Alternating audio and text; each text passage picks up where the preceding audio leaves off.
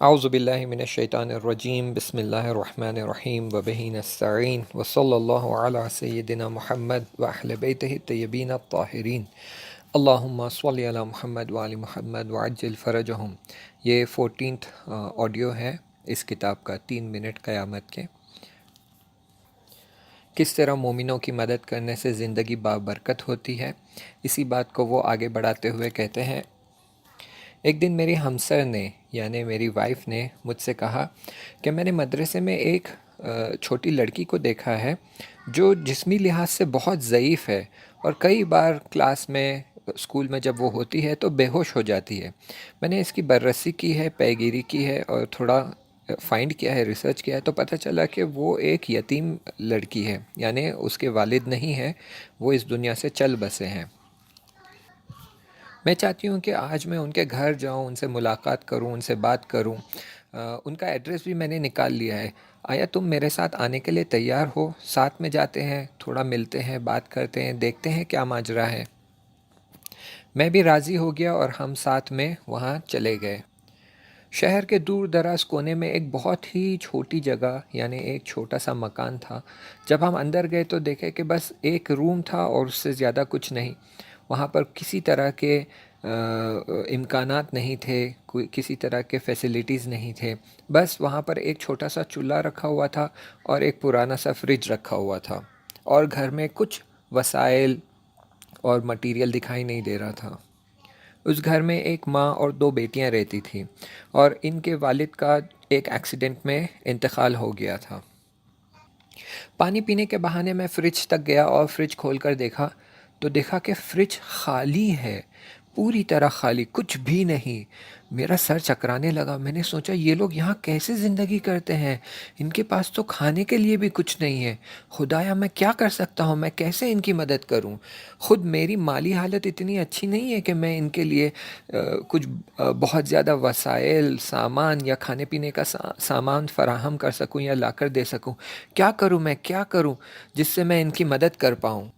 تبھی میرے ذہن میں خیال آیا کہ میں میری خالہ کے پاس جاتا ہوں۔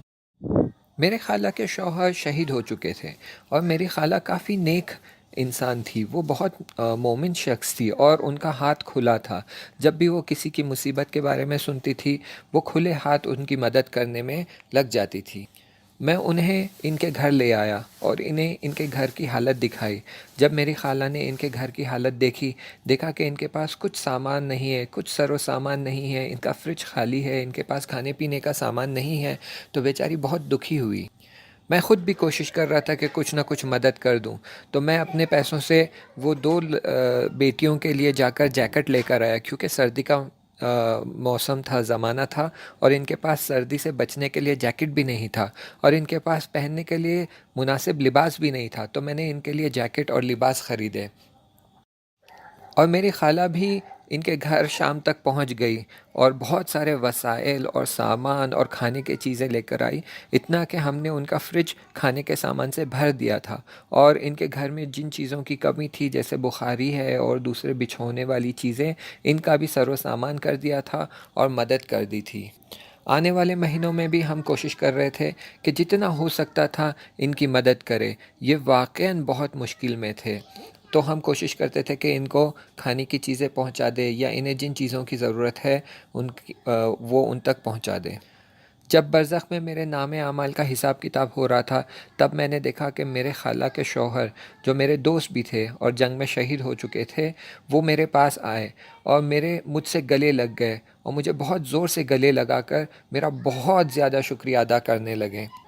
جب میں نے پوچھا کہ آپ کیوں میرا اتنا شکریہ ادا کر رہے ہیں، میں نے ایسے کیا کر دیا، تو انہوں نے کہا کہ تم نہیں جانتے کہ اس یتیم خانوادے کی مدد کرنے کے لیے تم نے جو میرے وائف کے لیے اپرچونٹی کریٹ کی ہے، تم نے ان کے لیے جو موقع فراہم کیا ہے، اس موقع کی وجہ سے تمہارے لیے اور میری بیوی کے لیے اس جہان میں کتنی نعمتیں، کتنی خیرات اور کتنی برکاتیں ہو رہی ہیں، اور ان کے لیے یہاں منتظر ہے، تم نہیں جانتے۔